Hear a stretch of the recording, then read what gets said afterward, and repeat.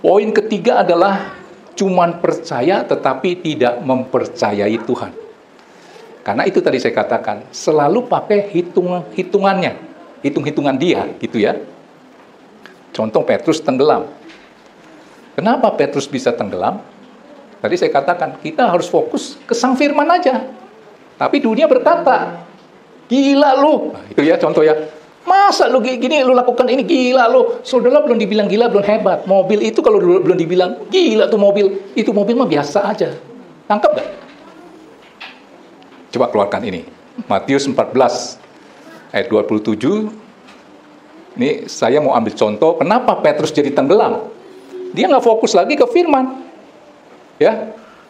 Fokus apa kata orang. Suatu hari ini perahu di mana ada murid-murid Tuhan Yesus lagi mengalami masalah nih. Ya, biasanya orang bimbang adalah ketika dia mengalami masalah terus bingung jalan keluarnya, disitulah kebimbangan ya. Nah, begitu lagi terombang-ambing di perahu oleh karena angin sakal, datang nih pertolongan Tuhan Yesus, yaitu nggak masuk di akal, nggak masuk logika. Maunya mereka mungkin Tuhan juga naik perahu gitu, tapi ini Tuhan di luar akal, di jalan di atas air yang sedang bergelombang, nggak masuk di akal, membuat mereka takut. Akhirnya mereka berkata, itu apa? Hantu. Bayangkan pertolongan Tuhan dibilang celaka 12. Ya kalau lu pakai logika, saya kok jadi dipecat, di PHK, itu pertolongan Tuhan, itu cara Tuhan memberkatimu. Udah bersyukur aja, entar sudah lihat di balik itu semua.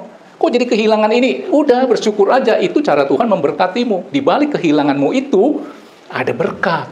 Udah santai aja. Akhirnya Tuhan bilang begini nih ketika dibilang, itu hantu. Tuhan Yesus bilang begini. Tapi segera Yesus berkata kepada mereka, yang dipegang ini dong. Tenanglah, aku ini, jangan takut. Pandang janji Tuhan, pegang.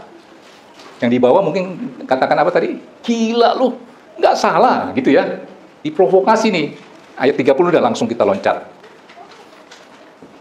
Nah, kan Petrus disuruh enggak dari ini dah biar mantep. 27, 28. Lalu Petrus berseru dan menjawab dia, Tuhan, apabila engkau itu, ragu nih dia ya. Kalau Tuhan benar-benar ini Tuhan, buktiin dong gitu ya. Tuhan, apabila engkau itu, suruhlah aku datang kepadamu berjalan di atas air. Ayo terus, next. Kata Yesus, datanglah. Maka Petrus turun dari perahu dan berjalan di atas air mendapatkan Yesus. Bisa nggak berjalan? Bisa. Waktu dia fokus ke firman Tuhan yang berkata, inilah aku, jangan takut, tenanglah. Di ayat 27 tadi. Ayat 30, datang tuh provokasi. Gila lu. Ya. Tetapi ketika dirasakan tiupan angin, diprovokasi, gila lu. Kurang lebih begitulah ya. Takutlah iya. Iya juga ya, 2 tambah 2 sama 4. Lu yang ngomong 7 Pak, bener-bener gila lu. Kurang lebih begitu ya.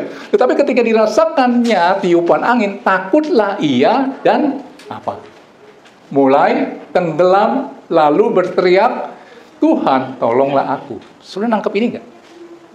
Saudara cuma percaya kepada Tuhan, tetapi tidak mempercayai Tuhan. Saya sering katakan, mempercayai Tuhan bicara kadar, ya, itu 100%. Saudara kurangin 5%, jadi 95%. Saudara itu bukan mempercayai Tuhan, tetapi percaya kepada Tuhan. Ada kebimbangan, keraguan-raguan. Tangkap ini. Apa yang saya sampaikan pada hari ini, itu buat introspeksi diri. Kalau sudah ada kebimbangan, harus apa? Mengaku jujur. Di awal tadi saya udah bacakan, ya, waktu saya baca renungan, di bawahnya ada tulisan begini, saya ulangi lagi ya, supaya ini bisa nancap di dalam hati saudara.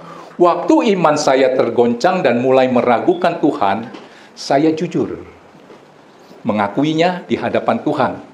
Dan Tuhan menjawab keraguanku dengan kepastian. Ini doa orang jujur.